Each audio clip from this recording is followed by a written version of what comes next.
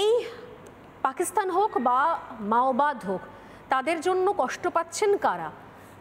তারা যে কারণে কষ্ট পাচ্ছেন, যে অধিকারে কষ্ট পাচ্ছেন, সেটাকে আমরা কি বলবো নীলাভ? গণতন্ত্র বলবো, দেশের গণতন্ত্র, নাকি বলবো দেশের সঙ্গে গাদ্দারি? দেখুন, আমরা আমাদের দলগত অবস্থান এখানে পরিষ্কার। দেশের সুরক্ষার খাতিরে আমরা প্রত্যেকে এক। দেশের অভ্যন্তরীণে দাঁড়িয়ে গণতান্ত্রিক পরিস্থিতিতে রাজনৈতিক মতাদর্শগত পার্থক্য আছে। গণতন্ত্রে ভোটে লড়াইয়ের ক্ষেত্রে বিভিন্ন ইস্যু ক্ষেত্রে মতপার্থক্য থাকে, কিন্তু বহিঃশত্রুর বিরুদ্ধে আমরা প্রত্যেকে এক।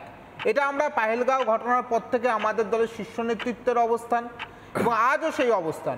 অপারেশন সিঁদুর যখন হয়েছিল, যখন অপারেশন সিঁদুরের মাধ্যমে জঙ্গি ঘাঁটিগুলোকে গুড়িয়ে দেওয়া হয়েছে পিওকেতে, বা সেখানকার যারা পাক সেনাদের যে ছাউনিগুলো আছে তার উপরেও আক্রমণ হয়েছে বলে শোনা গেছে।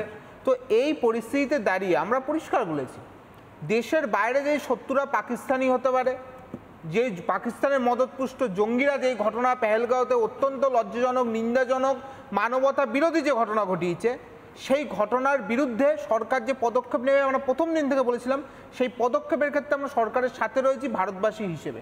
1 নম্বর। 2 নম্বর, নকশাল আন্দোলন এটাকে বলবো না, এটা হচ্ছে মাওবাদী আন্দোলন। মাওবাদী আর নকশালদের মধ্যে কিছু পার্থক্য রয়েছে। এটা হচ্ছে মাওবাদী ছত্তিশগড়ে। দেখুন, ছত্তিশগড়ের মাওবাদীরা দীর্ঘদিন সেখানকার মানুষের পক্ষে ভয়ঙ্কর। এই যে রাজ্য ভাগ হওয়ার কথা বলছেন, রাজ্য ভাগ হওয়ার পরে 2013 সালের 25শে মে তৎকালীন সময় কংগ্রেসের 27 জন নেতাকে একদিনে মেরে দিয়েছিল এই মাওবাদীরা। তার মধ্যে বিদ্যাচরণ শুক্লার মতো নেতা ছিল, তৎকালীন সময় প্রদেশ কংগ্রেসের সভাপতি ছিল। তাদেরকে কিন্তু হত্যা করেছিল। দেখুন, কোনোদিন বন্দুক আর বোম দিয়ে দেশ চলে না, বন্দুক আর বোম দিয়ে কোনোদিন পরিবর্তন হয় না। ভারতবর্ষের গণতন্ত্র 1947 সাল থেকে 2025 সাল অবধি চলছে। এই গণতান্ত্রিক নিয়মে আমরা কংগ্রেস দীর্ঘদিন ক্ষমতায় থেকেছি। একটু আগে দাদা বললেন আমাদের দলের বিরুদ্ধে অনেক কথা, সেটা পরে বলছি। আমরা ক্ষমতায় দেখেছি, কখনো বিভিন্ন মিলিঝুলি সরকার এসছে, কখনো বিজেপি সরকার এসছে, বিজেপির দুজন প্রধানমন্ত্রী হয়েছে। সবটাই গণতান্ত্রিক উপায়ে পরিবর্তন হয়েছে। কারণ ভারতবর্ষের গণতন্ত্রের এটাই মাধুর্য, সে কেন্দ্রের ক্ষেত্রে হোক, বিভিন্ন রাজ্যের ক্ষেত্রে হোক, গণতান্ত্রিক উপায়ে একটা সরকারকে ফেলে দিয়ে আর একটা সরকারের পরিবর্তন করেন এই দেশের মানুষ, এই রাজ্যের মানুষ, এই পশ্চিমবঙ্গের মানুষ, এই দেশের মানুষ। সেই জায়গায় দাঁড়িয়ে আমরা পরিষ্কার আমাদের বক্তব্য, এবং আমাদের ছত্তিশগড়ের যিনি প্রাক্তন মুখ্যমন্ত্রী, যিনি এর আগেই মুখ্যমন্ত্রী ছিলেন ভূপেশ বাঘেল, তিনি পরিষ্কার করে বলেছেন যে মাওবাদীদের ওপরে যে অপারেশন চালিয়েছে ভারতীয় সেনারা, সেটাকে আমরা অভিনন্দন জানাই, এবং এই ঘটনাতে পরিপূর্ণভাবে আমরা কিন্তু খুশি। এবং যখন আমাদের কংগ্রেসের সরকার ছিল 2018 থেকে 23, সেই সময় 600 গ্রামকে কিন্তু মাওবাদী মুক্ত করা হয়েছিল কংগ্রেস সরকারের ভূপেশ বাঘেলের নেতৃত্বে, মুখ্যমন্ত্রীত্বে।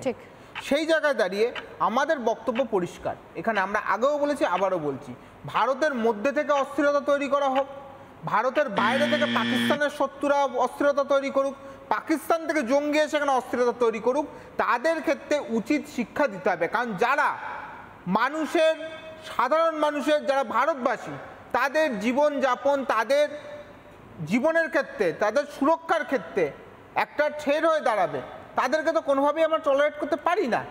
আর পাশাপাশি এখানে দাঁড়িয়ে একটা কথা আমরা পরিষ্কারভাবে বলছি, দেখুন, আমরা সবাই আগে ভারতীয়, দেশের স্বার্থে আমরা প্রত্যেকে একজোট।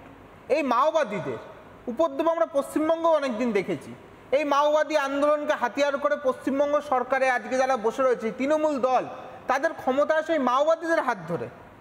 এই কিষাণজি থেকে শুরু করে সেই সময় একাধিক মাওবাদী নেতা, এবং তাদের কারণে আমরা জানি একের পর এক এই যে কারখানা চলে যাওয়ার কথা, এর আগেও কে একজন বলছিলেন, একজন দাদা, তো এই কারখানা তো সেখান থেকে শালবনী থেকে তৎকালীন সময়ও চলে গেছিলো।